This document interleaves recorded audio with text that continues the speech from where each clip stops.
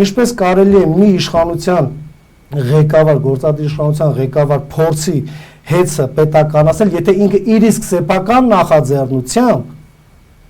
լուծարեց էներգետիկայի նախարարությունը։ Մի երկիր, որը ունի ատոմակայան, հանդիսանում է ՄԱԳԱՏԷ-ի անդամ, ՄԱԳԱՏԷ-ի 35 կառավարման խորհրդի անդամներից մեկը նաև Հայաստանի Հանրապետությունն է, մի երկիր, որ ունի 2 ջերմաէլեկտրոկայան, մի երկիր, որը ունի 11 հիդրոէլեկտրակայան, մի երկիր, որը ունի արևային էլեկտրակայանների բավականին արագ զարգացող ոլորտ, մի երկիր, որ ունի հողմաէլեկտրոկայան, մի երկիր, որը ունի բարձրավոլ բեց, մի երկիր, որ ունի հեծ, եւ այդ երկրի օրվա իշխանության ղեկավարը որոշում է,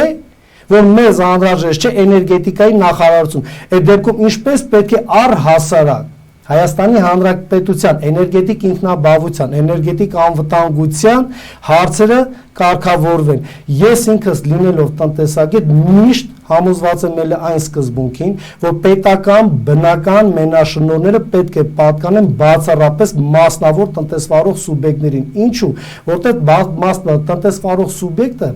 ինքը ֆինանսական միջոցները հավաքագրում է տարբեր միջոցներով, ասենք վարկային ռեսուրսներին է դիմում, պարտատոմսեր, բաժնետոմսեր է թողարկում եւ ինքը իր սեփական ռիսկերը գնահատելով ճիշտ եւ արդյունավետ կառավարում է իրականացնում։ Երթադրենք Նիկոլ Փաշինյանին հաջողվեց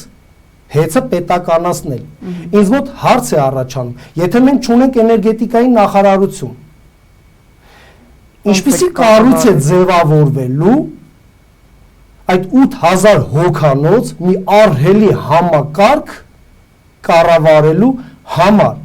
ովքեր են լինելու այդ կառավարման խումբը, ովքեր են լինելու այդ տնօրինության խումբը, իմ մոտ հարցեր են առաջանում, եւ այն է, որ հեծը զուտ